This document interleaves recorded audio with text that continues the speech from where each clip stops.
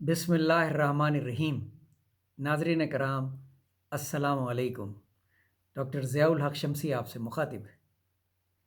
آج انشاء اللہ تعالی اپنے عربی کے سبق میں پڑھیں گے سورہ الاعلیٰ۔ مکی سورہ ہے، 19 آیات، اور اردو ترجمے کے لیے رہنمائی لیں گے سید ابو العلا مودودی کے تفہیم القرآن سے، اور انگریزی ترجمے کی تفسیر کا سلیکٹڈ پیراگراف مفتی محمد تقی عثمانی صاحب کے دا نوبل قرآن سے، اور اس کے بعد انشاءاللہ آسان اردو میں عمومی مفہوم پیش کروں گا۔ بسم اللہ الرحمن الرحیم۔ شروع کرتا ہوں اللہ کے نام سے جو بڑا مہربان اور نہایت رحم فرمانے والا ہے۔ سبح اسم ربک الاعلی الذی خلق فسوی والذی قدر فہدی والذی اخرج المرعى فجعلہ غثاء احوی۔ اے نبی صلی اللہ علیہ وآلہ وسلم، اپنے رب برتر کے نام کی تسبیح کرو جس نے پیدا کیا اور تناسب قائم کیا، جس نے تقدیر بنائی پھر راہ دکھائی، جس نے نباتات اگائیں پھر ان کو سیاہ کوڑا کرکٹ بنا دیا۔ سنقرئک فلا تنسى الا ما شاء اللہ انہ یعلم الجہر وما یخفی ونیسرک للیسری فذکر ان نفعت الذکری سیذکر من یخشی ویتجنبها الاشقی الذی یصلی النار الکبری ثم لا یموت فیہا ولا یحییٰ۔ ہم تمہیں پڑھوا دیں گے، پھر تم نہیں بھولو گے سوائے اس کے جو اللہ چاہے۔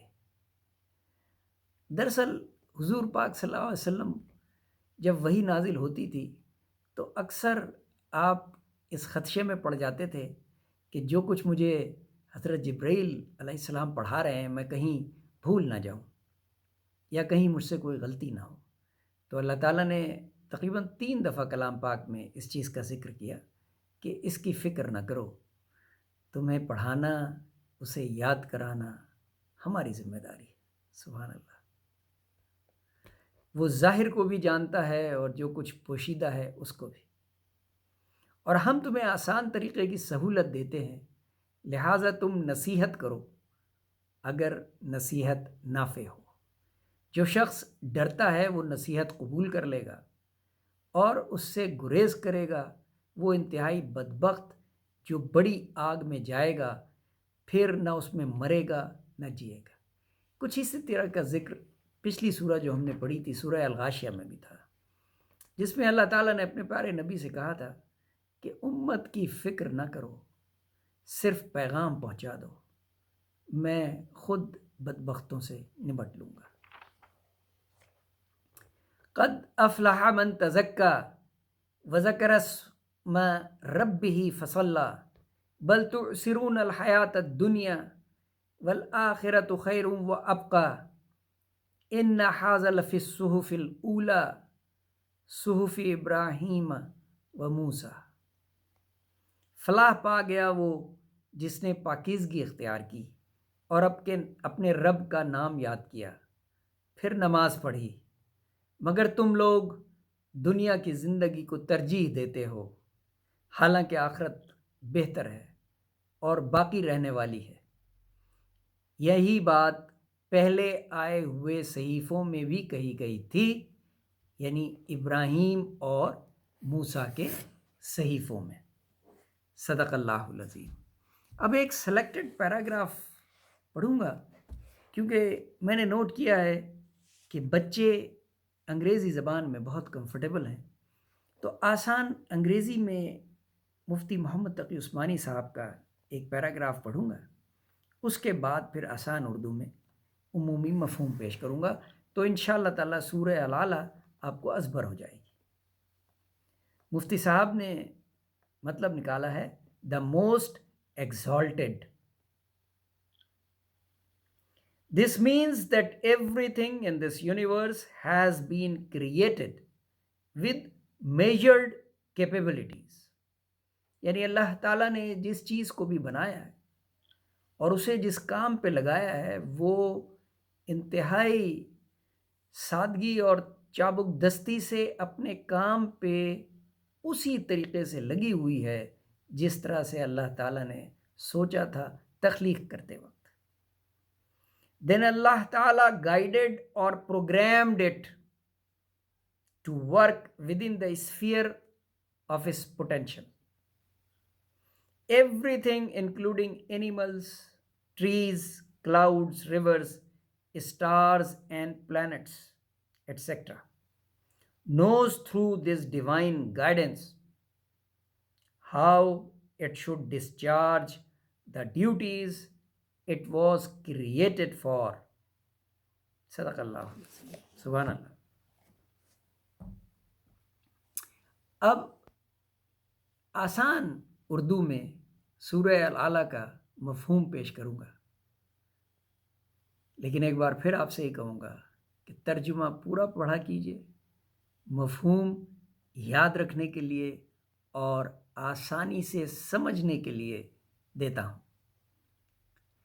رب نے ہدایت دی پیارے نبی کو صلی اللہ علیہ وآلہ وسلم. رب نے ہدایت دی پیارے نبی کو صلی اللہ علیہ وآلہ وسلم. تسبیح کرو اس کی، مالک ہے دو جہاں کا. تسبیح کرو اس کی، مالک ہے دو جہاں کا. پھر ہم نے دکھائے تمہیں دونوں راستے. بارہا اللہ تعالیٰ نے فرمایا کہ میں نے اچھا اور برا دونوں راستہ دکھایا. اب یہ انسان پہ ہے کہ وہ کس راستے کو چنتا ہے. پھر پیارے نبی کو پڑھنے کی ہدایت کی صلی اللہ علیہ وآلہ وسلم. پھر ان کو بتایا کہ بھولو گے نہیں تم. پھر ان کو بتایا کہ بھولو گے نہیں تم. پھر دیا حکم پیارے نبی کو صلی اللہ علیہ وآلہ وسلم پیغام ہی دینا ہے امت کو بس اپنی. جیسے میں نے ابھی عرض کیا کہ حضور اپنی امت کے لیے بہت پریشان تھے کہ یہ میرا کہنا نہیں مانتے.